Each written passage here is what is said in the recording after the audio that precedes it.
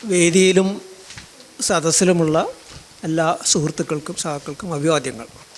Doctor K S മാധവൻ്റെ അസാന്നിധ്യം സജീവമായൊരു ചർച്ചയ്ക്ക് വലിയൊരു വിഘാതം തന്നെയാണ്. അദ്ദേഹം തയ്യാറാക്കിയ ഈ പേപ്പർ 18 പേജുള്ള പ്രബന്ധം വായിക്കാൻ കഴിഞ്ഞിരുന്നെങ്കിൽ വളരെ നന്നായിരുന്നു. കാരണം എന്താണ് അംബേദ്കറൈറ്റ് കാഴ്ചപ്പാടിൽ ജാതിയും വർഗവും തമ്മിൽ പരസ്പരം എന്ത് ബന്ധം, എങ്ങനെയാണത് മനസ്സിലാക്കേണ്ടത് എന്നുള്ളതിനെക്കുറിച്ചുള്ള ഒരു വിശകലനമാണ് ഇതിലുള്ളത്. അപ്പോൾ അതിൻ്റെ ചില വിഷയങ്ങളിലേക്ക് കടക്കുന്നതിന് മുമ്പ് പ്രായോഗികമായിട്ടുള്ള പ്രവർത്തനത്തിൽ, സംഘടനാ പ്രവർത്തനത്തിൽ, വർഗസമരത്തിൽ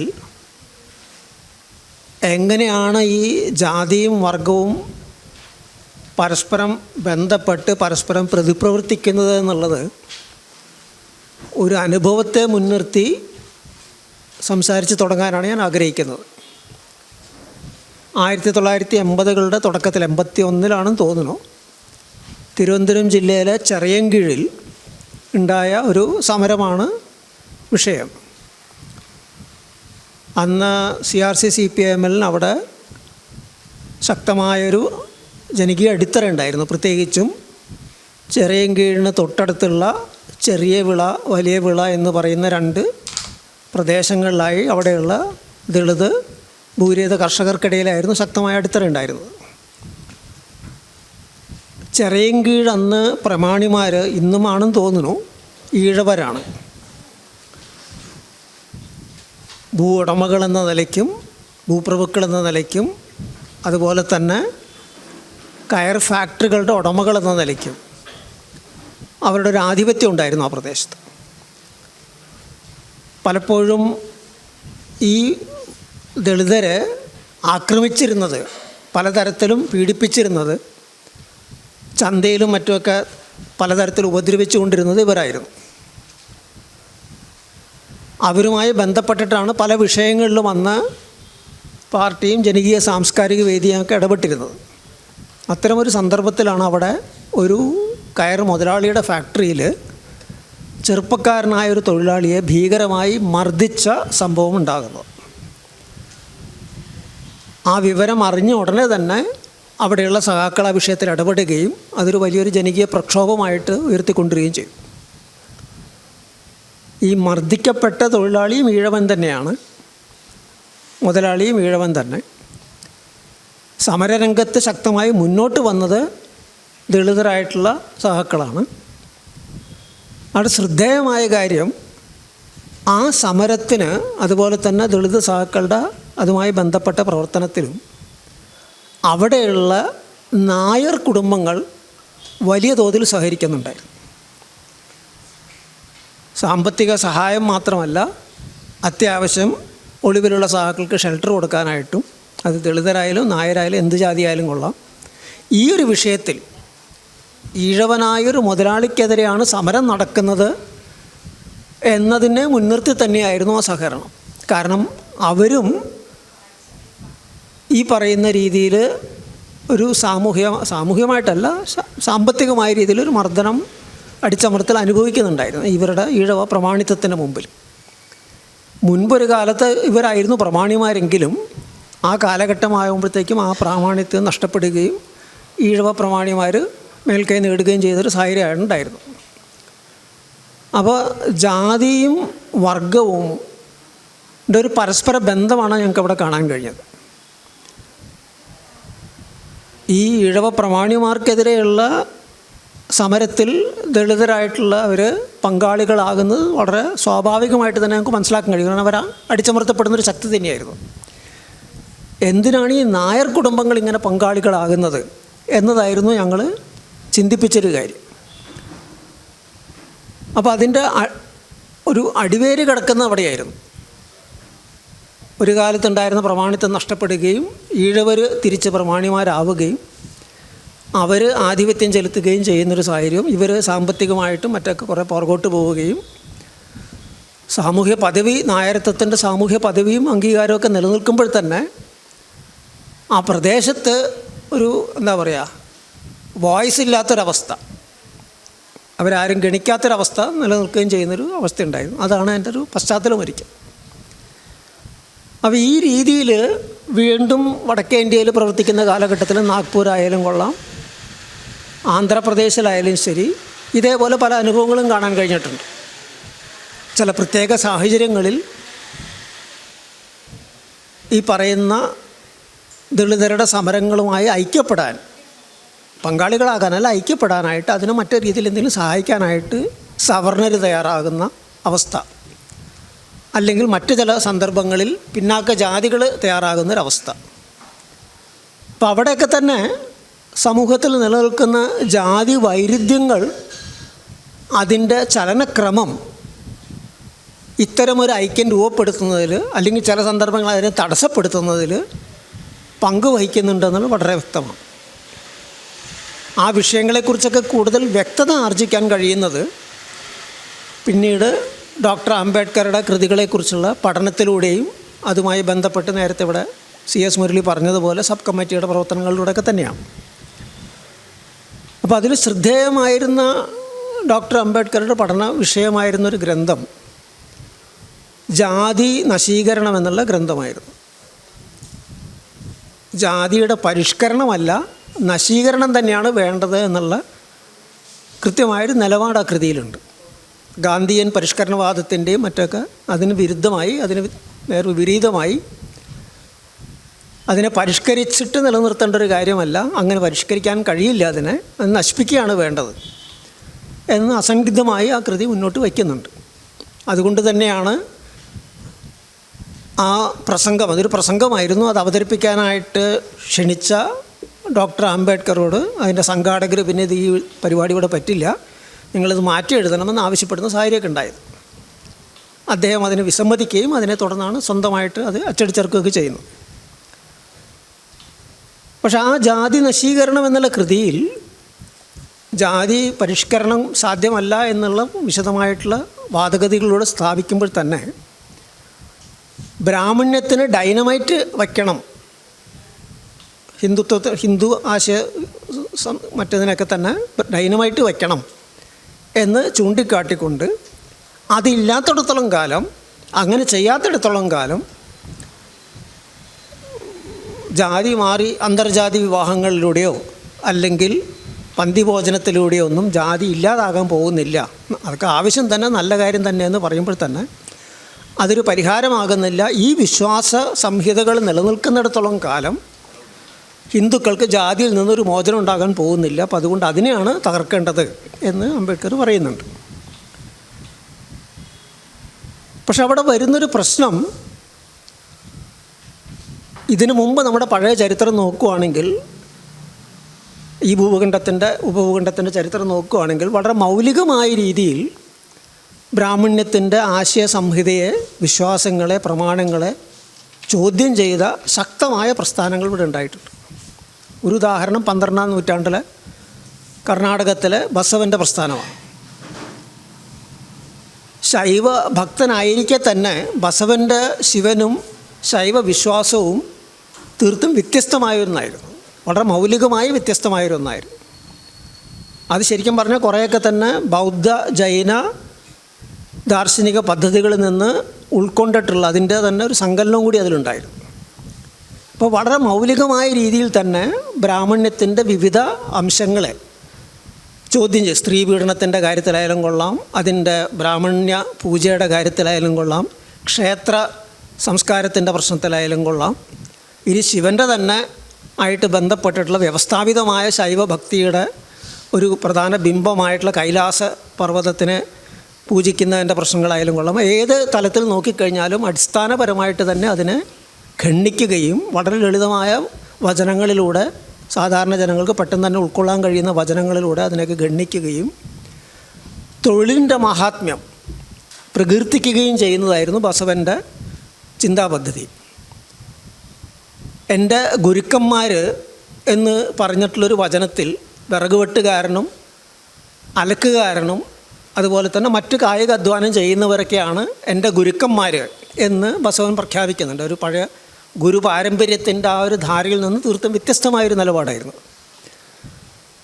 അതേപോലെ തന്നെ കായകമേ കൈലാസം, അധ്വാനമാണ് കൈലാസം. കൈലാസം എന്ന് പറഞ്ഞാൽ ശൈവ സങ്കല്പത്തിൽ ഉദാത്തമായിട്ടുള്ള സ്വർഗത്തിൻ്റെ ഒരു തലത്തിൽ നിൽക്കുന്നൊരു കാര്യമാണല്ലോ. അപ്പോൾ കായകമേ കൈലാസം, അധ്വാനമാണ് യഥാർത്ഥത്തിൽ കൈലാസമെന്ന് ഒരു നിലപാട് ബസവൻ മുന്നോട്ട് വയ്ക്കുന്നുണ്ട്. അപ്പോൾ ഇത്ര മൗലികമായ ഒരു സംഭവവും ആ അതിൻ്റെ വികാസഗതിയിൽ ഒരു ബ്രാഹ്മണ ജാതിയിൽ ജനിച്ച ഒരു യുവതിയെ ശൂദ്രജാതിയിൽ ജനിച്ച ഒരു യുവാവ് വിവാഹം കഴിക്കുന്ന ഇതിലെത്തിച്ചേരുന്ന സന്ദർഭത്തിൽ അതിനെ അടിച്ചമർത്താനായിട്ട് അന്നത്തെ രാജാവ് ശ്രമിക്കുകയും അതിനെതിരെ വലിയൊരു ജനകീയ കലാപം തന്നെ പൊട്ടിപ്പുറപ്പെടുകയും മറ്റേ ചെയ്യുന്ന കാര്യങ്ങളുണ്ടായിരുന്നു. അപ്പോൾ അത്ര വളരെ മൗലികമായൊരു ബ്രാഹ്മണ്യ വിരുദ്ധ നിലപാടോടുകൂടി തന്നെ സാമൂഹ്യമായി തന്നെ ശക്തമായ സ്വാധീനം ചെലുത്തുന്ന ഒരു പ്രസ്ഥാനമായിരുന്നു അത്. പക്ഷേ അതിൽ നിന്നിട്ടാണ് ലിംഗായത്ത് എന്ന പേരിലുള്ള പ്രസ്ഥാനം ഉയർന്നു വരുന്നത്. പക്ഷേ ആ ലിംഗായത്ത് പ്രസ്ഥാനത്തിൽ പോകെ പോകെ ഒരു ബസവൻ്റെ മരണത്തിന് ശേഷം 2-3 നൂറ്റാണ്ടിന് ശേഷം വീണ്ടും അതിൽ തന്നെ ജാതികൾ രൂപം കൊള്ളുകയും ലിംഗായത്ത് ബ്രാഹ്മണരും ലിംഗായത്ത് ശൂദ്രരും ലിംഗായത്ത് മുടിവെട്ടുകാരും ലിംഗായത്ത് ദളിതരും അങ്ങനെ പല പല തരങ്ങളായിട്ടത് തിരിയുകയും ചെയ്യുന്നൊരവസ്ഥ നമുക്ക് കാണാൻ പറ്റും. ഇതേപോലെ തന്നെ ഒന്നാണ് നാനാക്കിൻ്റെ സിഖ് ദർശനത്തിൽ നമ്മൾ കാണുന്നത്. ബ്രാഹ്മണ്യത്തിൻ്റെ പല നിലപാടുകളെയും ചോദ്യം ചെയ്യുന്ന ഒന്നായിരുന്നു സിഖ് ദർശനം, നാനാക്ക് മുന്നോട്ട് വെച്ച ആശയങ്ങൾ. പക്ഷേ അത് സ്ഥാപിതമായതിനു ശേഷം വാസ്തവത്തിൽ ആദ്യത്തെ മുഗൾ അടിച്ചമർത്തലിനെതിരെയുള്ള പ്രതിരോധത്തിന് വേണ്ടിയുള്ള തയ്യാറെടുക്കുമ്പോൾ അതിനു വേണ്ടി ഒരു സംഘം ഖാൽസ രൂപീകരിക്കുമ്പോൾ സന്ത് അർജുൻ 5 ആൾക്കാരുടെ ബലിയാണ് ആവശ്യപ്പെടുന്നത് ആൾക്കൂട്ടത്തോട്. അവരെ ഓരോരുത്തരെ ഒരു കൂടാരത്തിലേക്ക് കൊണ്ടുപോയി ചോര ഉറ്റുന്നൊരു വാളുമായിട്ട് പുറത്തേക്ക് വന്ന് അവരെ കൊന്നൊടുക്കിയെന്നുള്ള ബലി കൊടുത്തു എന്നുള്ള ഒരു ദൃഷ്ടാന്തമായിട്ട് ആ 5 പേരും പഞ്ച് പ്യാര എന്നാണ് സിഖ് മതത്തിൽ അവരെ വിശേഷിപ്പിക്കുന്നത്. 5 പേരും അടിച്ചമർത്തപ്പെട്ട ജാതികൾ, മർദ്ദിത ജാതികളിൽ പെടുന്ന ആൾക്കാരായിരുന്നു. അപ്പോൾ അങ്ങനെ ആ ഒരു അടിത്തറയിൽ നിന്ന് ഉയർന്നു വന്ന സിഖ് മതത്തിൽ വീണ്ടും ജാതി വന്നു. മസ്ബി സിഖ് എന്ന് പറയുന്ന ഒരു ദളിത് വിഭാഗം ഇന്ന് ശക്തമായി അടിച്ചമർത്തപ്പെടുന്നൊരു വിഭാഗമാണ്. പലതരത്തിലുള്ള മേൽജാതി സിഖുകളുടെ മർദ്ദനവും അടിച്ചമർത്തലും നേരിടുന്നുണ്ട്. ചിലയിടത്തേക്ക് വ്യത്യസ്ത ഗുരുദ്വാരകൾ പോലും ഉണ്ട് അവരുടെ ജാതി തിരിച്ചിട്ടുള്ള അവരുടെ ആരാധനാ കേന്ദ്രങ്ങൾ. അപ്പം ഹിന്ദുമതത്തിൻ്റെ ദർശനങ്ങൾക്കും ആശയങ്ങൾക്കും ഡൈനമൈറ്റ് വച്ച പ്രസ്ഥാനങ്ങൾക്ക് ഇതെന്തുകൊണ്ട് സംഭവിച്ചു, അതിനിയും ആവർത്തിക്കില്ല എന്നെന്താണ് ഉറപ്പുള്ളത്? അപ്പോൾ അവിടെ നമ്മൾ എന്തുകൊണ്ടാണ് സംഭവിച്ചതെന്നുള്ളത് പരിശോധിക്കുമ്പോഴാണ് ഈ പ്രസ്ഥാനങ്ങൾക്കകത്ത് തന്നെ ഉണ്ടായിട്ടുള്ള ഒരു വർഗ ധ്രുവീകരണത്തിൻ്റെ, വർഗപരമായൊരു മാറ്റത്തിൻ്റെ ഒരു പ്രശ്നം നമുക്ക് കാണാൻ പറ്റും. കർണാടകത്തെ സംബന്ധിച്ചിടത്തോളം അത് വിജയനഗര സാമ്രാജ്യത്തിൻ്റെ സ്ഥാപനവുമായി വളരെ അടുത്ത് ബന്ധപ്പെട്ട് കിടക്കുന്നൊരു കാര്യം. വിജയനഗര സാമ്രാജ്യത്തിൻ്റെ കാലത്താണ് ആദ്യമായിട്ട് ലിംഗായത്ത് പ്രസ്ഥാനത്തിൻ്റെ ബസവൻ്റെ കാലഘട്ടത്തിലെ ദാർശനിക സംവാദങ്ങളുടെ സമാഹാരം എന്ന പേരിൽ ശൂന്യ സമ്പാദന എന്ന് പറയുന്ന ഒരു ഗ്രന്ഥ പരമ്പര തയ്യാറാക്കുന്നത്. പക്ഷെ ആ ശൂന്യ സമ്പാദനയെ വായിച്ചു കഴിഞ്ഞാൽ വളരെ പ്രകടമായിട്ട് നമുക്ക് കാണാൻ കഴിയുന്നൊരു കാര്യം, ബസവൻ്റെ കാലത്തുണ്ടായിരുന്ന വചന സാഹിത്യത്തിൽ നിന്ന് എത്രയോ അകലെയാണത് എന്നുള്ളതാണ്. ബസവൻ്റെ കാലത്തുള്ള വചന സാഹിത്യം എന്ന് പറയുന്നത് വളരെ ലളിതമായ കന്നഡയിൽ സാധാരണ ജനങ്ങൾക്ക് മനസ്സിലാക്കാൻ കഴിയുന്ന രീതിയിൽ ആണ് വിവിധ കാര്യങ്ങൾ അവതരിപ്പിക്കുന്നത്. ഞാൻ നേരത്തെ പറഞ്ഞ കായകമേ കൈലാസം എന്നൊക്കെയുള്ള തരത്തിലുള്ള ചൊല്ലുകളിലൂടെ വളച്ചുകെട്ടൊന്നുമില്ല, നേരെ ചൊവ്വയാണ് പറയുന്നത്. അതുപോലെ തന്നെ വേറൊരു വചനത്തിൽ പറയുന്നുണ്ട്, ചലിക്കുന്നത് മാത്രമേ നിലനിൽക്കുള്ളൂ, നിലനിൽക്കുന്നതെല്ലാം നശിക്കുമെന്ന്. ഒരു വൈരുദ്ധ്യാത്മക ചിന്തയാണത്. അതിനെ മുൻനിർത്തി തന്നെയാണ് ക്ഷേത്രങ്ങളെ നിരാകരിക്കുന്നത്, സ്ഥിരമായിട്ടുള്ള ക്ഷേത്രങ്ങളെ നിരാകരിക്കുന്നത്. ലിംഗായത്തിൻ്റെ പ്രചാരകരായിട്ടുള്ള പുരോഹിതരെന്ന് പരിഗണിക്കപ്പെട്ടിരുന്ന ആൾക്കാരെ ഒരു ദിവസം മാത്രമേ ഒരു ഗ്രാമത്തിൽ തങ്ങാവൂ, അതിൽ കൂടുതൽ നിൽക്കരുത് എന്നുള്ള നിബന്ധന ഉണ്ടായിരുന്നു. ശരിക്കും പറഞ്ഞാൽ ബുദ്ധ പാരമ്പര്യത്തിൽ നിന്ന് വരുന്നൊരു ആശയമാണ്, ബൗദ്ധ പാരമ്പര്യത്തിൽ നിന്ന് വരുന്നൊരു ആശയമാണ്. അപ്പോൾ അങ്ങനെയുള്ള ആ പ്രസ്ഥാനത്തിൻ്റെ സാഹിത്യത്തിൻ്റെ ലാളിത്യം, നേരിട്ട് ജനങ്ങളായിട്ട് സംവദിക്കാനുള്ള അതിൻ്റെ ശേഷി ഈ പറയുന്ന വിജയനഗര സാമ്രാജ്യത്വത്തിൻ്റെ കാലഘട്ടത്തിൽ സമാഹരിക്കപ്പെട്ട ശൂന്യ സമ്പാദനയിൽ എത്തുമ്പോഴത്തേക്കും അങ്ങേറ്റം ജടിലമായിട്ടുള്ള ഭാഷയും അങ്ങേറ്റം ജടിലമായിട്ടുള്ള വളരെ അമൂർത്തമായിട്ടുള്ള കുറേ ചിന്തകളും മറ്റൊക്കെയാണ് നമുക്കവിടെ കാണാൻ കഴിയുക. അപ്പോൾ വളരെ വ്യക്തമായിട്ടുള്ള ആ സാമ്രാജ്യ രൂപീകരണത്തിൻ്റെ അതിലേക്ക് എത്തിച്ചേർന്ന വർഗപരമായ ഉന്നതിയുടെയും വർഗപരമായ ദൃഢീകരണത്തിൻ്റെയും പ്രതിഫലനം തന്നെയാണ് നമുക്കവിടെ കാണാൻ കഴിയുക. സിഖ് മതത്തിൻ്റെ കാര്യം നോക്കിക്കഴിഞ്ഞാലും അതാണ് നമുക്ക് കാണാൻ കഴിയുന്നത്. സിഖ് മതവിഭാഗത്തിനിടയിൽ തന്നെ ഒരു ക്ഷത്രിയ വിഭാഗം എന്ന് പറഞ്ഞൊരു വിഭാഗം മാറുന്നതും പ്രാദേശികമായിട്ടുള്ള അധികാരം കൈയാളുന്ന അവസ്ഥയിലേക്ക് അവർ വരുന്നതും ചിലപ്പോൾ മുഗൾ സാമ്രാജ്യവുമായിട്ട് സന്ധി ചെയ്തും ചിലപ്പോൾ എതിർത്ത് നിന്നുകൊണ്ടാണെങ്കിലും ഒരു അധികാര രൂപമായിട്ട് അതിനെ മാറ്റിയെടുക്കുന്നത്, അതിൻ്റെ ഒരു ആശയശാസ്ത്രമായിട്ട് അതിനെ മാറ്റിയെടുക്കുന്നതോടുകൂടിയാണ്. അതുമൊക്കെയായിട്ട് ബന്ധപ്പെട്ടുകൊണ്ടാണ് ഈ പറയുന്ന ജാതി വിഭജനം വീണ്ടും അതിൻ്റെ അകത്ത് പ്രത്യക്ഷപ്പെടുന്നത്. കാരണം മർദ്ദിതരെ നിയന്ത്രിക്കാൻ, മർദ്ദിതരെ ചൂഷണം ചെയ്യാൻ ഏറ്റവും അനുയോജ്യമായ ഒരു സാമൂഹ്യ വ്യവസ്ഥിതി, ചിന്താ പദ്ധതിയാണ് ജാതി നൽകുന്നത്. ഡോക്ടർ അംബേദ്കർ നിരീക്ഷിച്ചതുപോലെ ജാതി വെറും തൊഴിൽ വിഭജനമല്ല, തൊഴിലാളികളുടെ വിഭജനവും കൂടിയാണ്. അപ്പോൾ അങ്ങനെ തൊഴിലാളികളെ വിഭജിച്ച്, മർദ്ദിതരെ വിഭജിച്ച് നിർത്തിക്കൊണ്ട് അവരെ ചൂഷണം ചെയ്യാനായിട്ട് ഏറ്റവും അനുയോജ്യമായ ഈ സമ്പ്രദായത്തിലെ ഒരു ചൂഷക വിഭാഗവും ഒരിക്കലും കൈയൊഴിഞ്ഞിട്ടില്ല. നമ്മളുടെ ഇവിടുത്തെ ഉപഭൂഖണ്ഡത്തിൻ്റെ ചരിത്രം നോക്കിക്കഴിഞ്ഞാൽ അത് ബൗദ്ധ കാലഘട്ടമായാലും കൊള്ളാം, മുഗൾ സാമ്രാജ്യത്തിൻ്റെ ഇസ്ലാമിൻ്റെ വിശ്വാസികളായിട്ടുള്ള രാജാക്കന്മാരുടെ ഭരണകാലം, വിവിധ സുൽത്താനേറ്റുകൾ മറ്റു മറിച്ചൊക്കെ മുഗൾ സാമ്രാജ്യം വരെയുള്ള കാലഘട്ടമായാലും നോക്കിയാലും ശരി, ശ്രീലങ്കയിലെ ബൗദ്ധ ശക്തമായിട്ടുള്ള സ്വാധീനമുള്ള സിൻഹള സമൂഹത്തിൻ്റെ അവസ്ഥ നോക്കിയാലും, മയാൻമാറിലെ വീണ്ടും ബൗദ്ധ വിശ്വാസങ്ങൾക്ക് ഭരണകൂടമായിട്ട് നേരിട്ട് ബന്ധമുള്ള മയാൻമാറിലെ സാമൂഹ്യ വ്യവസ്ഥ നോക്കിക്കഴിഞ്ഞാലും അവിടെയൊക്കെ തന്നെ, നേപ്പാളിലായാലും ശരി, അവിടെയൊക്കെ തന്നെ നമ്മൾ നോക്കിക്കഴിഞ്ഞാൽ ഈ പറയുന്ന ജാതിയുടെ സാന്നിധ്യം ശക്തമായി തന്നെ നിലനിൽക്കുന്നത് കാണാൻ പറ്റും. നമ്മളുടെ ഇവിടുത്തെ അതേ രൂപത്തിലല്ല എന്ന് മാത്രമേ ഉള്ളൂ. പാകിസ്ഥാനിൽ ഇസ്ലാമിക രാജ്യമാണെന്ന് അവർ അവകാശപ്പെടുന്നു. പക്ഷെ വളരെ കൃത്യമായിട്ടും ജാട്ട് മുസ്ലിമും ബനിയ മുസ്ലിമും മറ്റും മറിച്ചൊക്കെ അവിടെ ഉണ്ട്. അതേപോലെ തന്നെ ദളിതരായിട്ടുള്ള മുസ്ലിങ്ങളും ഉണ്ട്. അതിൽ നല്ലൊരു വിഭാഗം ക്രിസ്ത്യാനികളായിട്ട് മതം മാറി പണ്ട് കാലത്ത് മുതൽ തന്നെ, ബ്രിട്ടീഷ് കൊളോണിയൽ ആധിപത്യ കാലഘട്ടത്തിൽ. പക്ഷേ അല്ലാത്ത മുസ്ലിങ്ങളുമുണ്ട്. അപ്പോൾ ഏത് മതം എടുത്ത് നോക്കിയാലും ശരി, ഏത് വിശ്വാസ സമ്പ്രദായം എടുത്ത് നോക്കിയാലും ശരി, ചൂഷകരെ സംബന്ധിച്ചിടത്തോളം ഏറ്റവും അനുയോജ്യമായ ഒരു മർദ്ദക സംവിധാനവും ചിന്താ പദ്ധതിയുമാണ് ജാതി. അപ്പോൾ അതുകൊണ്ട് തന്നെ ജാതിയെ നശിപ്പിക്കണമെങ്കിൽ തീർച്ചയായിട്ടും നമുക്ക് ഈ മർദ്ദക സംവിധാനത്തെ, ഈ ചൂഷക സംവിധാനത്തെ തന്നെ കടപുഴക്കി എറിയേണ്ട കാര്യമുണ്ട്. അതിൽ നിന്ന് വേർപെടുത്തിക്കൊണ്ട് നമ്മൾ അതിൻ്റെ ആശയശാസ്ത്രത്തെ, ചിന്താ പദ്ധതികളെ, വിശ്വാസങ്ങളെ ഡൈനമൈറ്റ് വെച്ചതുകൊണ്ട് അതില്ലാതാകാൻ പോകുന്നില്ല എന്നാണ് ചരിത്രം നമ്മളെ പഠിപ്പിച്ചു തരുന്നത്. ആവർത്തിച്ച് സംഭവിച്ചിട്ടുണ്ട്. ആദ്യമായിട്ടൊന്നും അല്ലാതെ അതിനുള്ള ശ്രമം ഉണ്ടായിട്ടുള്ളത്. പക്ഷെ എത്ര ശ്രമിച്ചാലും ശരി വീണ്ടും അത് ആ ബ്രാഹ്മണ്യം തന്നെ കടന്നു വന്നതായിട്ട് നമ്മൾ കാണുന്നു.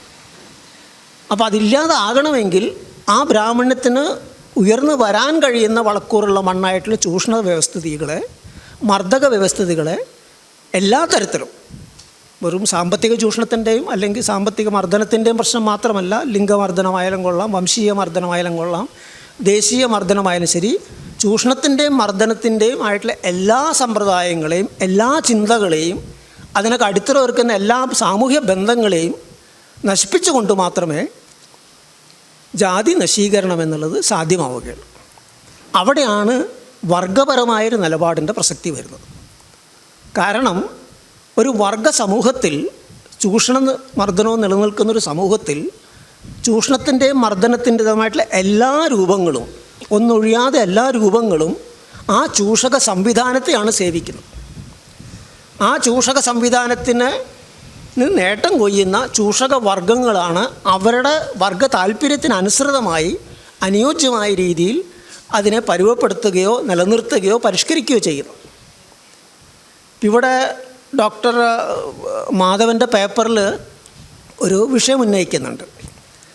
അതായത് കൊളോണിയൽ സ്വാധീനത്തിൻ്റെ ഫലമായിട്ട്, പ്രത്യേകിച്ച് അവരുടെ പൗരസ്ത്യവാദ ചിന്തയുടെയൊക്കെ ഫലമായിട്ട് രാഷ്ട്രീയം സാമൂഹികം എന്ന് പറഞ്ഞിട്ടുള്ള വേർതിരിവ് ഇവിടെ ഉണ്ടാക്കിയെടുത്തു. രാഷ്ട്രീയ വിഷയങ്ങളൊന്ന്, സാമൂഹിക വിഷയങ്ങൾ വേറൊന്ന്, അത് വേറൊരു കാര്യം എന്നുള്ള മറ്റുള്ളൊരു വേർതിരിവുണ്ടാക്കിയെടുത്തു.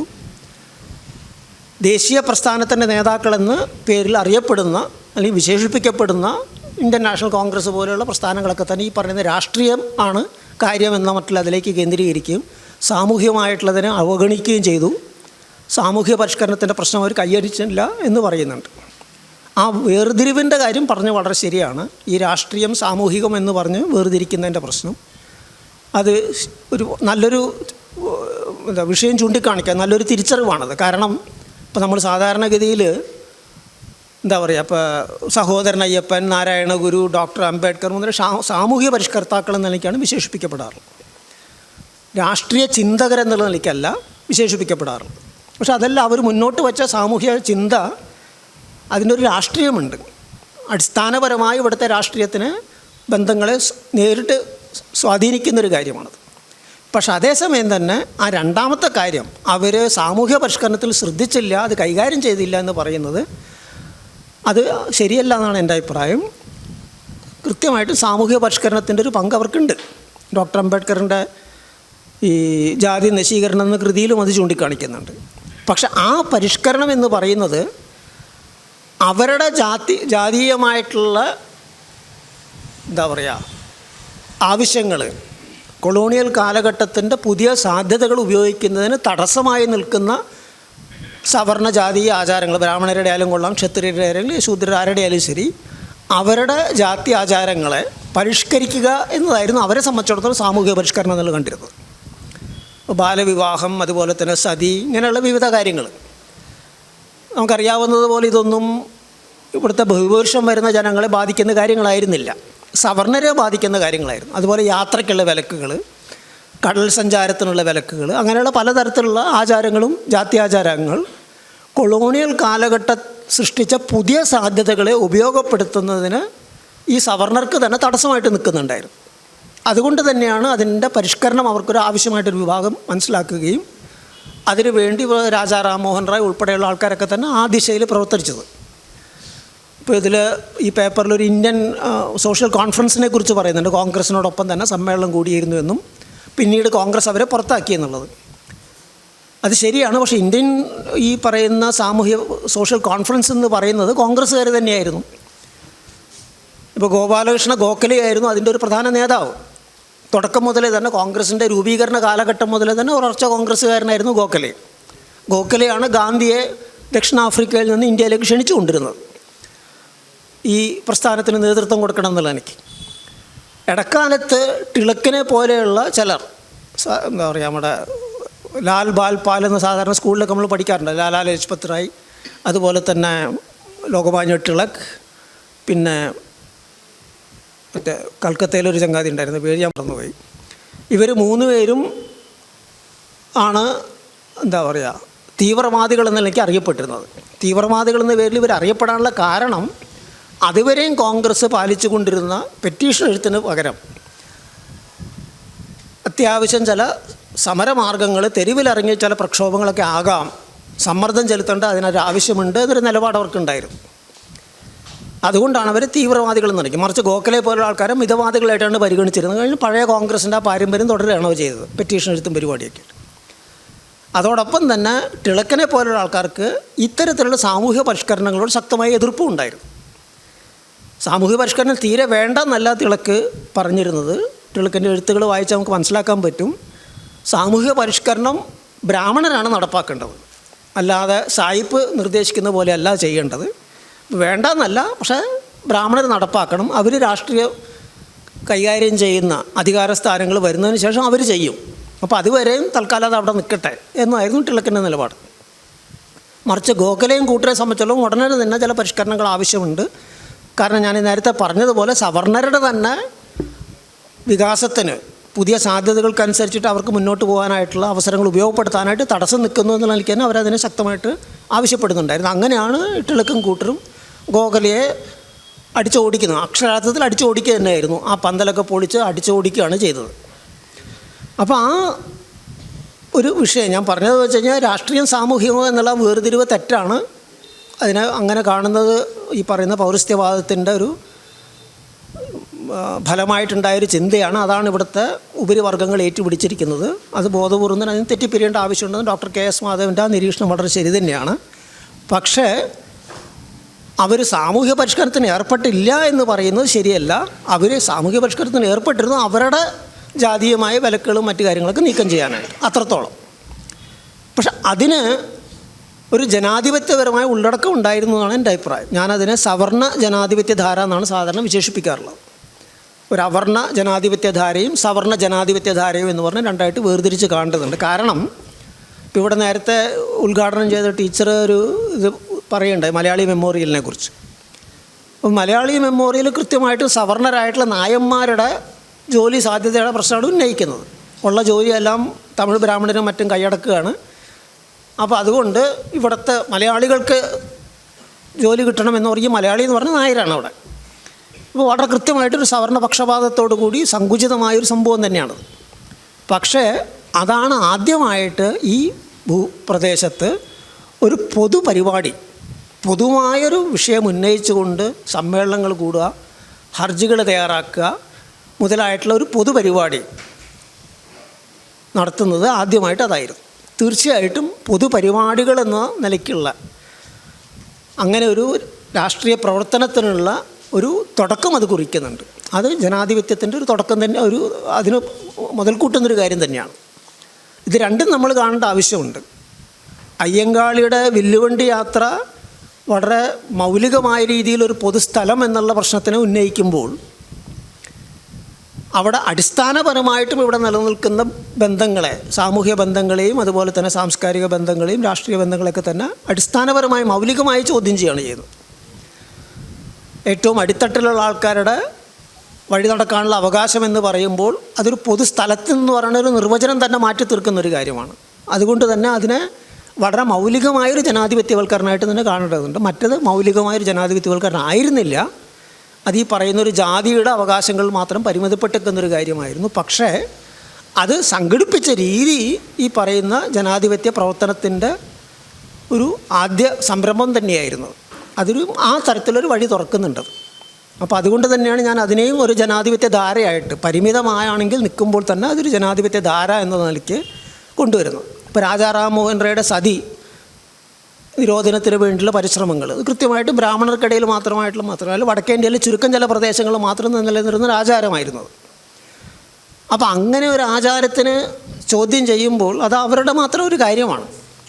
പക്ഷെ അത് ചോദ്യം ചെയ്യുക എന്നുള്ളത് അതുവരെ ഉണ്ടായിരുന്ന എന്താ പറയുക, അന്ധമായിട്ട് എല്ലാവരും അത് പിൻപറ്റിക്കൊണ്ടിരുന്ന ഒരു കാര്യത്തെ അതങ്ങനെയല്ല, അതിലൊരു അടിസ്ഥാനമില്ല, അതില്ലാതാക്കണമെന്ന് ഒരു വാദഗതി ഉയർന്നു വരുമ്പോൾ അതുവരെയും ഉണ്ടായിരുന്ന അന്ധവിശ്വാസമായിട്ട് വിശ്വസിച്ചു കൊണ്ടിരുന്ന ചിന്തകളെയും മറ്റു കാര്യങ്ങളൊക്കെ പുനഃപരിശോധിക്കാനുള്ളൊരു പ്രേരണ അത് നൽകുന്നുണ്ട്. ഒരു അത്തരത്തിലൊരു വഴി അത് തുറന്നു വിടുന്നുണ്ട്.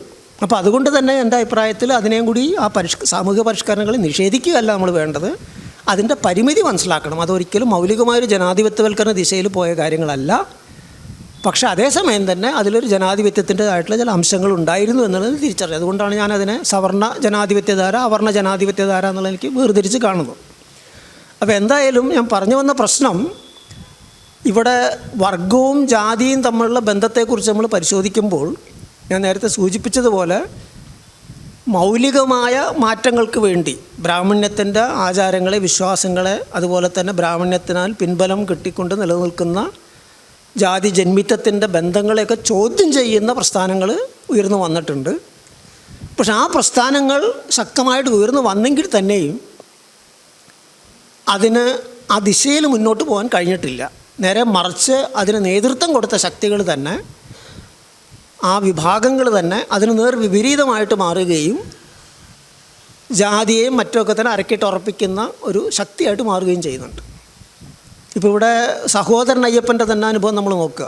സഹോദരൻ അയ്യപ്പനെ പൊലയൻ അയ്യപ്പൻ എന്ന് വിശേഷിപ്പിക്കുന്നൊരവസ്ഥ ഉണ്ടായിരുന്നു. കാരണം പൊലയരെയും കൂടി ഉൾപ്പെടുത്തിക്കൊണ്ടുള്ളൊരു പന്തി ഭോജനം മിശ്ര ഭോജനം സംഘടിപ്പിച്ചതിൻ്റെ പേരിലായിരുന്നു സംഭവിച്ചത്. പിന്നീടുണ്ടായ സഹോദര പ്രസ്ഥാനം തിരുവിതാംകൂറിൽ പല പ്രദേശങ്ങളിലും ശക്തമായ ജാതിവിരുദ്ധ പ്രക്ഷോഭങ്ങളും പ്രസ്ഥാനങ്ങളും നടത്തിയിട്ടുണ്ട്. ഇനിയും വേണ്ട രീതിയിൽ രേഖപ്പെടുത്താത്തൊരു ചരിത്രമാണത്. ആ അവിടെ ഇവിടേക്കായിട്ട് നമുക്ക് അതിൻ്റെ പൊട്ടും പൊടിയൊക്കെ കാണാൻ കഴിയുക, അതിൻ്റെ വിവരങ്ങൾ. ആ പ്രസ്ഥാനങ്ങളെ എതിർക്കുന്നതിലൊരു പ്രധാന പങ്ക് വഹിച്ചത് ഈഴവ പ്രമാണിമാരാണ്. അതേപോലെ തന്നെ SNDPയെ ജനകീയമാക്കാനായിട്ട് അതിൻ്റെ അംഗത്വ ഫീസ് 25 പൈസയോ മറ്റൊക്കെ ആയിട്ട് കുറയ്ക്കണമെന്നുള്ള TK മാധവൻ്റെ നിർദ്ദേശത്തെ എതിർത്തത് ഈഴവ പ്രമാണിമാരാണ്. കാരണം ഒരു വശത്ത് അവർ നാരായണ ഗുരു മറ്റൊക്കെ തുടക്കം കുറിച്ച ജാതിവിരുദ്ധ പ്രസ്ഥാനത്തിന്, ജാതിവിരുദ്ധ ബോധത്തിനൊക്കെ തന്നെ പിന്തുണയ്ക്കുകയും മറ്റൊക്കെ ചെയ്യും. കാരണം അവരെ സംബന്ധിച്ചിടത്തോളം സാമ്പത്തികമായി അവർ മുന്നോട്ട് പോയെങ്കിലും കുറച്ചൊക്കെ കൊളോണിയൽ കാലഘട്ടത്തിൽ കയർ മുതലാളിമാരും മറ്റൊക്കെ ആയിട്ട് മാറിയെങ്കിലും സാമൂഹ്യമായിട്ട് അവരപ്പോഴും പിന്നോക്കം തന്നെയായിരുന്നു, പരിഗണിക്കപ്പെട്ടിരുന്നില്ല. ഈ സാമ്പത്തിക പദവിയുടെ ഉയർച്ചയ്ക്ക് അനുസൃതമായി അവരുടെ സാമൂഹ്യ പദവിയിൽ മാറ്റം വന്നു. ജാതി വ്യവസ്ഥയിൽ അത് തന്നെയാണല്ലോ നിർണായകം. പ്രത്യേകിച്ച് നിങ്ങൾ എത്ര കാശുണ്ട് എന്നുള്ള, അല്ലെങ്കിൽ നിങ്ങളുടെ ജാതി എന്താണെന്നുള്ളതാണ് അവിടുത്തെ ചോദ്യം. അതിൻ്റെ ധാരാളം കടുത്ത ഉദാഹരണങ്ങളുണ്ടായിരുന്നു ആ കാലഘട്ടത്തിൽ. അപ്പോൾ ആ അവസ്ഥ അവർക്ക് മാറ്റണമെന്ന് അവർക്ക് താല്പര്യമുണ്ട്. പക്ഷെ അതേസമയം തന്നെ അവരുടെ വർഗ താല്പര്യവുമുണ്ട്. സാമ്പത്തികമായ അവരുടെ ഉന്നമനം അതിനെ നിലനിർത്തണം, ആ സമ്പത്ത് നിലനിർത്തണം, അതിനെയും വർദ്ധിപ്പിക്കണം എന്നുള്ള ആ ഒരു വർഗ താല്പര്യവും ശക്തമായിട്ട് നിലനിൽക്കുന്നതുകൊണ്ട് തന്നെയാണ് ഈ പറയുന്ന TK മാധവൻ്റെ പരിശ്രമത്തെയും അതുപോലെ തന്നെ സഹോദരൻ അയ്യപ്പൻ്റെ നീക്കങ്ങളെയൊക്കെ തന്നെ ഈഴവ പ്രമാണിമാർ തന്നെ ശക്തമായിട്ട് എതിർക്കുന്നത്. അത് വെറുമൊരു ജാതീയമായിട്ടുള്ള എതിർപ്പിൻ്റെ പ്രശ്നമല്ല. കാരണം അതേ ജാതിയിൽപ്പെട്ടവരായിരുന്നല്ലോ TK മാധവനും സഹോദരൻ അയ്യപ്പനൊക്കെ തന്നെ. അപ്പോൾ അവർക്ക് ഉൾക്കൊള്ളാൻ കഴിഞ്ഞ ജാതിവിരുദ്ധ ബോധം അതിനെ ഒരു പടിയും കൂടി കടന്നുകൊണ്ട് ജാതിയിൽ ഞാൻ ആർക്കും കീഴെയല്ല ആർക്കും മേലെയല്ല എന്ന് പ്രഖ്യാപിക്കാൻ കഴിയുന്ന ഒരവസ്ഥ, അടിസ്ഥാനപരമായിട്ട് തന്നെ ജാതി ചിന്തയെ പൂർണ്ണമായിട്ട് തള്ളിക്കളയുന്നൊരു നിലപാട്, ആ നിലപാട് എന്തുകൊണ്ട് ഈ പ്രമാണിമാർക്ക് പറ്റിയില്ല, സ്വീകരിക്കാൻ കഴിഞ്ഞില്ല? എല്ലാവരും നാരായണ ഗുരുയുടെ ഭക്തന്മാർ തന്നെ. അത് കൃത്യമായിട്ടും അവരുടെ വർഗ താല്പര്യമാണ് അതിന് തടസ്സമായിട്ട് അവിടെ നിൽക്കുന്നത്.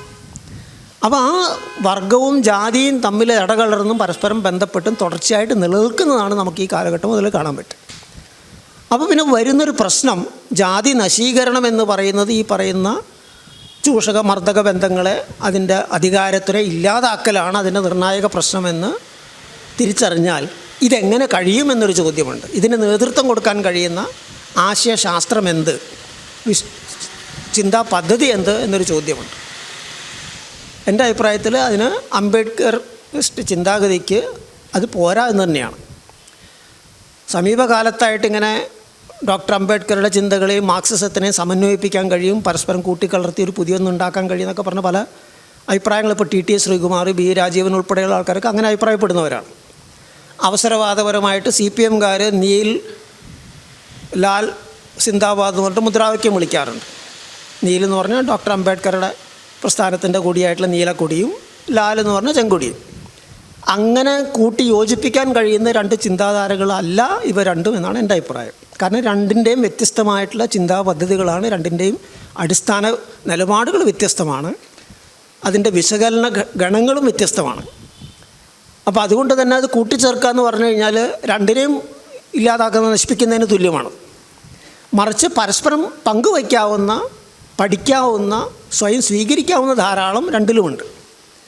അംബേദ്കറുടെ ചിന്താഗതിയിൽ നിന്ന് അല്ലെങ്കിൽ അംബേദ്കറിൻ്റെ എന്താ പറയുക പഠനങ്ങളിൽ നിന്ന് ഉൾക്കൊള്ളാൻ ധാരാളം കാര്യങ്ങൾ മാർക്സിസ്റ്റുകളെ സംബന്ധിച്ചിടത്തോളം ഉണ്ട്. തിരിച്ചും അങ്ങനെയുണ്ടെന്നാണ് എൻ്റെ അഭിപ്രായം.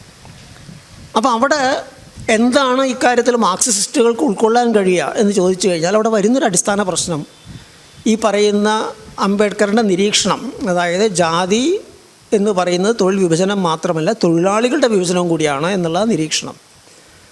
ആ തൊഴിലാളികളുടെ വിഭജനം എന്ന് പറയുന്നതിൻ്റെ അതിൻ്റെ എന്താ പറയുക, ഈ പറയുന്ന തൊഴിലാളി വർഗ നേതൃത്വത്തിൽ ഒരു വിപ്ലവം നടത്തണം, അധികാരം പിടിച്ചെടുക്കണം എന്നൊക്കെ പറയും. അതിലുള്ള സ്വാധീനം എന്താണ്, അല്ലെങ്കിൽ അതിൻ്റെ ഒരു എന്താ പറയുക, ഇംഗ്ലീഷ് വാക്ക് ഇമ്പോർട്ട് എന്നാണ്, എന്താ പറയുക, ഇമ്പോർട്ട്, ഇറക്കുമതി പോട്ടല്ല, സ്വാധീനം തന്നെ വയ്ക്കാത്ത ആൾക്കാരാണ്. അപ്പോൾ അവിടെ വരുന്നൊരു പ്രശ്നം തൊഴിലാളികളുടെ വിഭജനമാണെങ്കിൽ ഒരു ഭൗതികമായൊരു പ്രശ്നമാണത്. അപ്പോൾ മാർക്സിസ്റ്റ് ചിന്താപദ്ധതി അനുസരിച്ചിട്ട് തന്നെ സാമൂഹ്യ നിലനിൽപ്പാണ് സാമൂഹ്യ ബോധത്തിന് സൃഷ്ടിക്കുന്നതെന്ന് മനസ്സിലാക്കി കഴിഞ്ഞാൽ ഈ വിഭജിതാവസ്ഥ സ്വാഭാവികമായിട്ടും വിഭജിതമായൊരു ബോധം തന്നെയായിരിക്കും ഉണ്ടാക്കുന്നത്. തൊഴിലാളി എന്ന ബോധവും മാത്രമല്ല ചൂഷണം ചെയ്യപ്പെടുന്നുണ്ട് എന്നൊക്കെയുള്ള തിരിച്ചറിവ് അനുഭവമാണുള്ളത്. അത് മാത്രമല്ല അതോടൊപ്പം തന്നെ ജാതീയമായിട്ടുള്ള ആ വേർതിരിവിൻ്റെ ബോധവും അവിടെ നിൽക്കുന്നുണ്ടാവും. ഞാൻ ഇന്ന ജാതിക്കാരനാണെന്നുള്ളത്. അപ്പോൾ അതിൽ ഇപ്പോൾ ഒരു ഫാക്ടറി തൊഴിലാളിയായിട്ടൊരു സവർണ ഏതെങ്കിലും പശ്ചാത്തലത്തിൽ നിന്ന് വരുന്നൊരു തൊഴിലാളി, ഒരു ദളിത് പശ്ചാത്തലത്തിൽ നിന്ന് വരുന്നൊരു തൊഴിലാളിയെ സംബന്ധിച്ചിടത്തോളം ഫാക്ടറിയിൽ രണ്ടും തൊഴിലാളികൾ തന്നെ, മുതലാളി എല്ലാവരെയും ചൂഷണം ചെയ്യുന്നു, അവരെ എല്ലാം ഒരേപോലെ തന്നെ ചൂഷണം ചെയ്യുന്നതെന്ന് വിചാരിക്കാം. പക്ഷേ അവരുടെ സാമൂഹ്യ ജീവിതത്തിൽ ഫാക്ടറിക്ക് പുറത്ത് അതല്ല അവസ്ഥ. ആ സവർണ വിഭാഗത്തിൽ നിന്ന് വരുന്ന തൊഴിലാളിയെ സംബന്ധിച്ചിടത്തോളം അതിൻ്റേതായിട്ടുള്ള ആ സവർണത്വത്തിൻ്റേതായിട്ടുള്ള സവിശേഷ അവകാശങ്ങളും സവിശേഷമായിട്ടുള്ള ആനുകൂല്യങ്ങളും ലഭിക്കും. പല രീതിയിലായിരിക്കാം, അത് പെരുമാറ്റത്തിൻ്റെ കാര്യത്തിലായിരിക്കാം, അത് അല്ലെങ്കിൽ മറ്റു തരത്തിലുള്ള പല തരത്തിലുള്ള കാര്യങ്ങളായിരിക്കാം. പക്ഷെ അത് നിൽക്കുന്നുണ്ട്.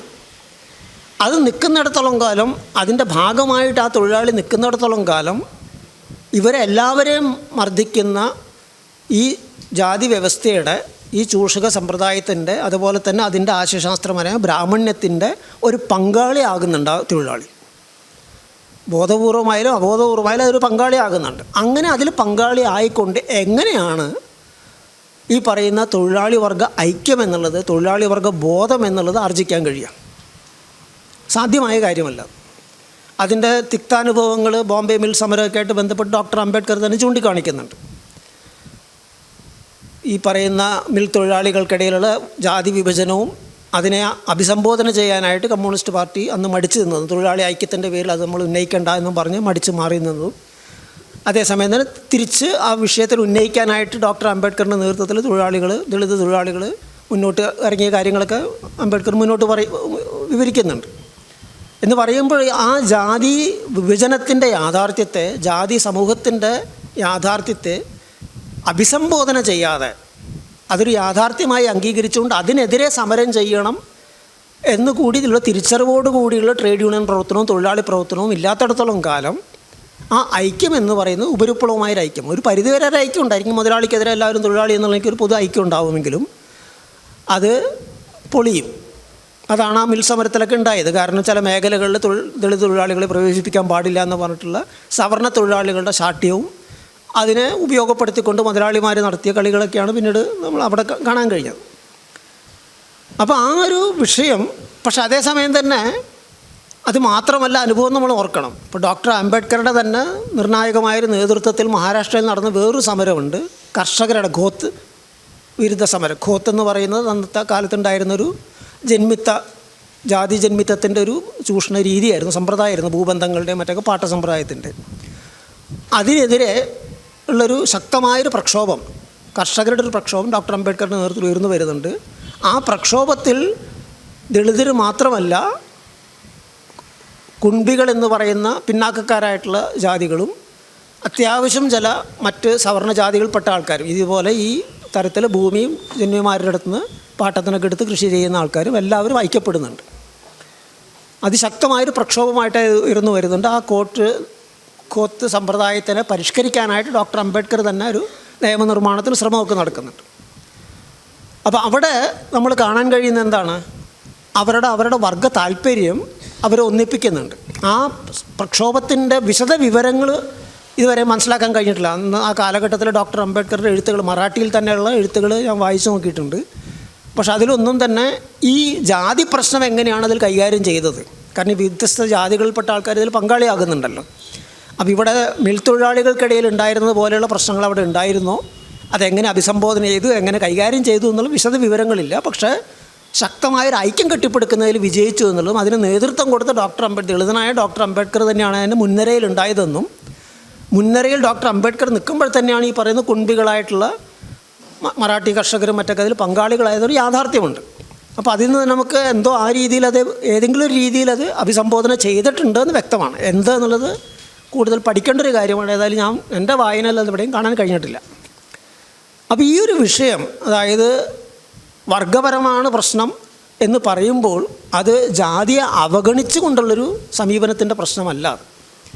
അങ്ങനെ അവഗണിച്ചുകൊണ്ട്, അതുപോലെ തന്നെ ലിംഗഭേദത്തിൻ്റെ പ്രശ്നങ്ങളെ അവഗണിച്ചുകൊണ്ട്, വംശീയ മർദ്ദനത്തിൻ്റെ പ്രശ്നങ്ങളെ അവഗണിച്ചുകൊണ്ട്, ദേശീയ മർദ്ദനത്തിൻ്റെ പ്രശ്നങ്ങളെ, മർദ്ദനത്തിൻ്റെ വിവിധ രൂപങ്ങളെ അവഗണിച്ചുകൊണ്ട് ഒരു തൊഴിലാളി വർഗ്ഗബോധം എന്നുള്ള അസാധ്യമായൊരു കാര്യമാണ്.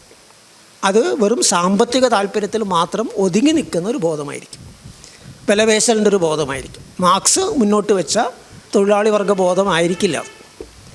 ഒരു വിപ്ലവം നയിക്കാനായിട്ട് തൊഴിലാളി വർഗ്ഗം മുന്നണിപ്പടിയാകണം എന്ന് മാർക്സ് പറയുമ്പോൾ അതിനാവശ്യമായൊരു വർഗബോധമല്ല ഇതിനെ അവഗണിച്ചുകൊണ്ടുള്ളൊരു വർഗബോധം എന്ന് പറയും. കാരണം വർഗത്തിൻ്റെ പ്രാഥമികത്വം എന്ന് പറയുന്നത് ഇതിനൊക്കെ അവഗണിച്ചുകൊണ്ട് ഇതൊന്നുമില്ല, അല്ലെങ്കിൽ അതൊക്കെ പിന്നീട് എല്ലാം കഴിഞ്ഞ് അവസാനം നോക്കിയാൽ മതി എന്നല്ല അതിൻ്റെ അർത്ഥം. വർഗത്തിൻ്റെ പ്രാഥമികത്വം എന്ന് പറയുന്നത് ഞാൻ നേരത്തെ സൂചിപ്പിച്ചതുപോലെ ഈ എല്ലാ ചൂഷക രൂപങ്ങളും എല്ലാ മർദ്ദക രൂപങ്ങളും ആ സമൂഹത്തിൻ്റെ ചൂഷക ആധിപത്യ ശക്തികളെയാണ് സേവിക്കുന്നത്. അവരാണതിനെ നിലനിർത്തുന്നത്, അവരാണതിനെ പരിപോഷിപ്പിക്കുന്നത്, അവരാണതിനെ പരിഷ്കരിച്ച ആവശ്യത്തിന് പോലെ പരിഷ്കരിക്കുകയോ മറ്റൊക്കെ ചെയ്യുന്നത്. അപ്പോൾ അതുകൊണ്ട് തന്നെ അവരുടെ ആ വർഗ താല്പര്യമാണ് അതിൽ മുഴുവൻ മുഴച്ചു നിൽക്കുന്നത്. ഞാൻ നേരത്തെ ഈഴവ പ്രമാണിമാരുടെ ഉദാഹരണത്തിൽ പറഞ്ഞതുപോലെ അതൊരു വർഗ താല്പര്യമാണത്. കാരണം ആ രീതിയിൽ SNDP ഒരു ജനകീയ പ്രസ്ഥാനമായിട്ട് മാറിക്കഴിഞ്ഞാൽ 500 രൂപ മുടക്കുന്ന ആൾക്കാർക്ക് മാത്രം അംഗത്വമുള്ളൊരു സംഘടനയിൽ നിന്ന് മാറി 25 പൈസ മുടക്കുന്ന ആർക്കും അംഗമാകാവുന്ന ഒരവസ്ഥയിലേക്ക് SNDP മാറിക്കഴിഞ്ഞാൽ, അങ്ങനെ ഒരു ജനകീയ സംഘടനയായിട്ട് അത് മാറിക്കഴിഞ്ഞാൽ സ്വാഭാവികമായിട്ടും ആ SNDP എങ്ങോട്ടാണ് പിന്നെ പോവുക എന്നുള്ളൊരു ആശങ്കയിൽ നിന്ന് തന്നെയാണ് ഈഴവ പ്രമാണിമാർ TK മാധവൻ്റെ പരിഷ്കരണത്തിന് എതിർത്തത്. അന്ന് ആദ്യമായിട്ട് TK മാധവൻ ഈ സമ്മേളനത്തിൽ അത് പാസ്സായി, നാരായണ ഗുരുവിൻ്റെ പിന്തുണയോടുകൂടി ആ സംഭവം പാസ്സായി, പ്രമേയം പാസ്സായി. അന്ന് ആദ്യമായിട്ട് അങ്ങനെ ഒരു SNDP ശാഖ സംഘടിപ്പിക്കാൻ 25 പൈസ മുടക്കി, 25ആണെന്ന് എൻ്റെ ഓർമ്മ, എത്രയോ നിസ്സാരമായിട്ടൊരു പൈസ മുടക്കി ഒരു ശാഖ സ്ഥാപിക്കാനായിട്ട് ആദ്യമായിട്ട് മുന്നോട്ട് വന്നത് കുട്ടനാട്ടിലെ കൃഷിപ്പണിക്കാരായിട്ടുള്ള ഈഴവരായിരുന്നു. അപ്പോൾ അത് തന്നെയായിരുന്നു ഈഴവ പ്രമാണിമാരുടെ ആശങ്ക.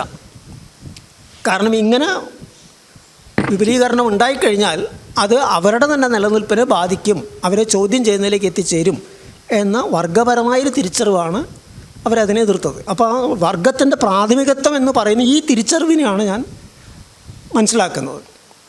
അങ്ങനെ ഒരു നിലപാടിൽ നിന്ന് വരുമ്പോൾ ജാതി നശീകരണം മാറ്റിവെച്ചുകൊണ്ട്, ഒരു സക്രിയമായിട്ടുള്ള സജീവമായ ജാതി നശീകരണ പദ്ധതിയെ മാറ്റിവെച്ചുകൊണ്ട്, അല്ലെങ്കിൽ അത് പിൽക്കാലത്ത് കൈകാര്യം ചെയ്യേണ്ട ഒരു കാര്യമാണെന്ന് ധരിച്ചുകൊണ്ട്, അല്ലെങ്കിൽ മറ്റു തരത്തിലുള്ള സാമൂഹ്യ മർദ്ദനത്തിൻ്റെ, സ്ത്രീപീഡനം ഉൾപ്പെടെയുള്ള ലിംഗപദവിയുടെ പ്രശ്നങ്ങൾ ഉൾപ്പെടെയുള്ള എല്ലാ കാര്യങ്ങളും മാറ്റിവെച്ചുകൊണ്ട് ആർജിക്കാൻ കഴിയുന്നൊരു കാര്യമല്ല തൊഴിലാളി വർഗബോധം എന്നുള്ള തിരിച്ചറിവ് എൻ്റെ അഭിപ്രായത്തിൽ അംബേദ്കറിസ്റ്റ് നിലപാടുകളിൽ നിന്ന് മാർക്സിസ്റ്റുകൾ സ്വീകരിക്കേണ്ട ഒരു കാതലായ തിരിച്ചറിവാണ്. ആ കോണിൽ നിന്നിട്ട് മാത്രമേ ഇതിനെ അഭിസംബോധന ചെയ്യാൻ പറ്റുള്ളൂ എന്നുള്ളത്. അപ്പോൾ ആ തരത്തിൽ പരസ്പര ബന്ധത്തിൽ നിൽക്കുമ്പോൾ അതോടൊപ്പം തന്നെ വരുന്നൊരു കാര്യമാണ് ബ്രാഹ്മണ്യ ആശയശാസ്ത്രത്തിൻ്റെ മൗലികമായിട്ടുള്ള വിമർശനം. അവിടെയും ഡോക്ടർ അംബേദ്കറുടെ ബ്രാഹ്മണ്യവും മുതലാളിത്തവുമാണ് തൊഴിലാളികളുടെ ഇരട്ട ശത്രുക്കൾ എന്ന നിരീക്ഷണം വളരെ പ്രസക്തവും ഒരു അടിയന്തര പ്രാധാന്യത്തോടു കൂടി തന്നെ ഏറ്റെടുക്കേണ്ട ഒരു കാര്യം കൂടിയാണ്. കാരണം എന്താണ് ഇന്ത്യയിലെ മുതലാളിത്തം എന്ന് പറയുന്നത്? അത് പാശ്ചാത്യ രാജ്യങ്ങളുണ്ടായിട്ടുള്ള മുതലാളിത്തം പോലൊരു മുതലാളിത്തമല്ല.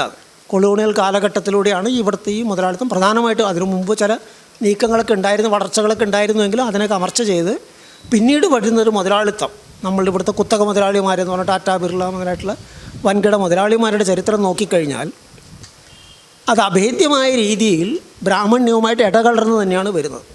അവരുടെ ആ വർഗത്തിൻ്റെ ആശയശാസ്ത്രപരമായ ലോകവീക്ഷണത്തിൽ തുടക്കം മുതൽ തന്നെ ബ്രാഹ്മണ്യം കുടികൊള്ളുന്നുണ്ട്.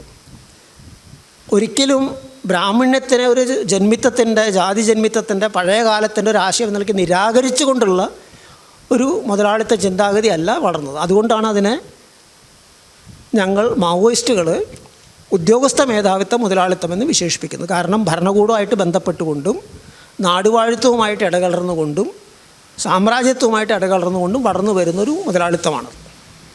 അപ്പോൾ ആ മുതലാളിത്തത്തിൻ്റെ കോണിൽ എപ്പോഴും ഈ ബ്രാഹ്മണ്യം ഉണ്ടായിട്ടുണ്ട്. ഇന്നിപ്പോൾ നമ്മൾ ബ്രാഹ്മണ്യ ഹിന്ദുത്വ ഫാസിസത്തിൻ്റെ ശക്തമായൊരു കടന്നാക്രമണത്തിനെ നേരിട്ടുകൊണ്ടിരിക്കുന്നൊരു കാലഘട്ടമാണ്. അപ്പോൾ അതിൽ നിന്ന് പലരും ഇവരായിട്ട് തുടങ്ങി വെച്ചൊരു കാര്യമാണിത് എന്നുള്ള മട്ടിൽ സമീപിക്കാറുണ്ട്.